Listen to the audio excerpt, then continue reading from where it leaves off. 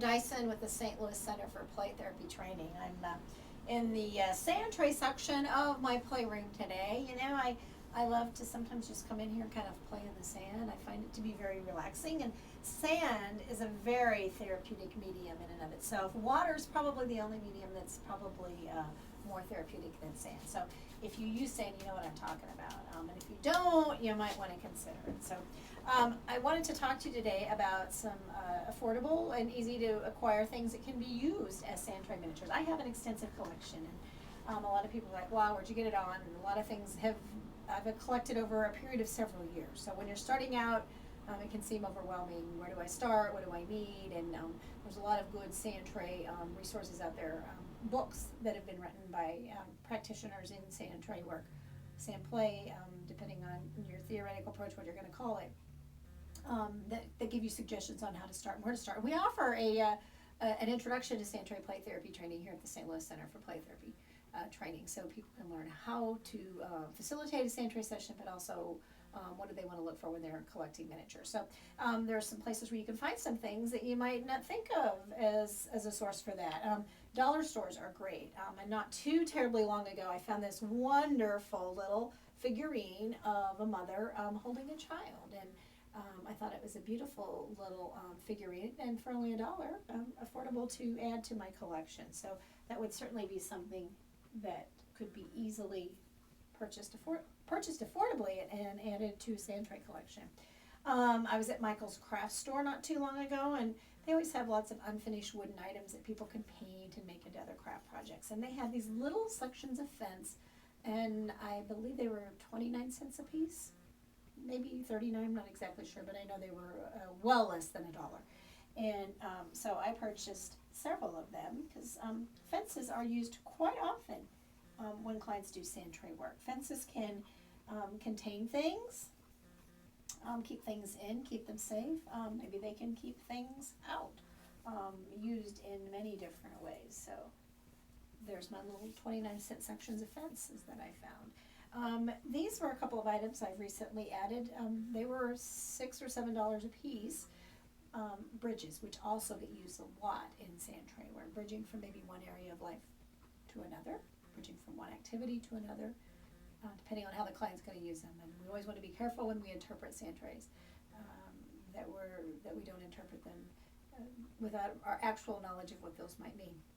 These came from a pet supply store in the fish and aquarium supply aisle. Imagine that. These are what people put in those lovely and beautiful big fish aquariums. So they're bridges used for that. And like I said, I think they were about $6 or $7 a piece. So they were not inexpensive, but they are durable and sturdy. They're going to last me a really, really long time. So another great addition there as well. And my friend and colleague, Tammy Van Hollander, who is a LCSW and a registered play therapist, matter of fact, she facilitated a Sandtray training for me here in the St. Louis area last December. It was very well attended and very well received.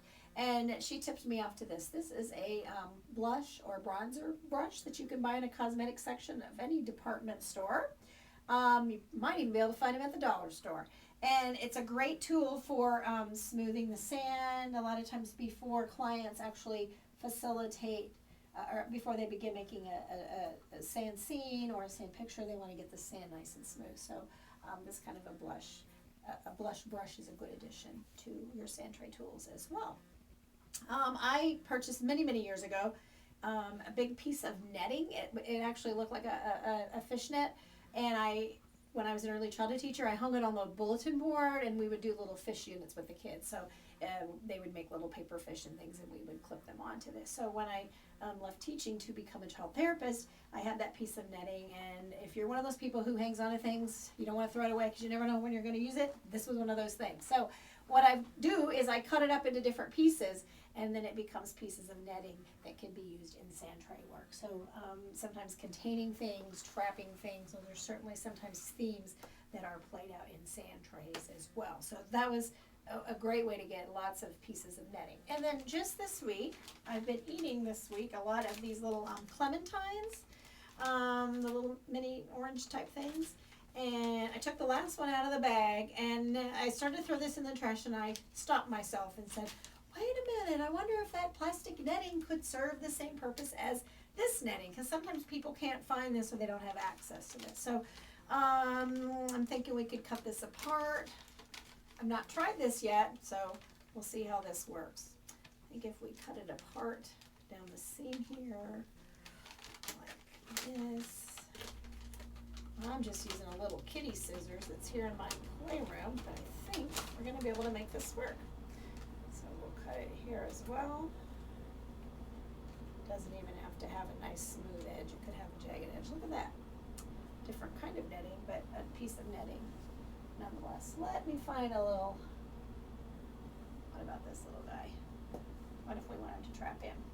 Here we go. Would probably work the same way. So don't throw things away. You never know when you might need them. And I think I could probably cut another one out of here, and I'll have two. So, and I'll take a little bit closer look at some of my other Sandtray miniatures here.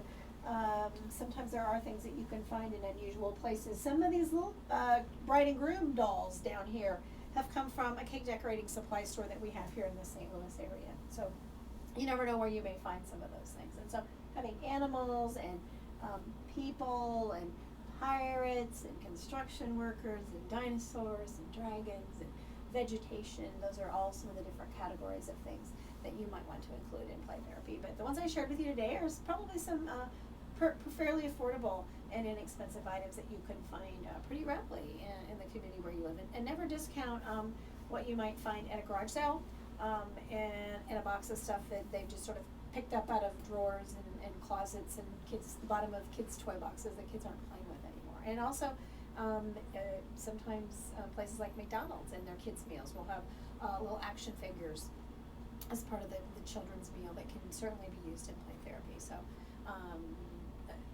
you're only limited by your ability to be imaginative and creative when it comes to acquiring things to use in your Sandtray.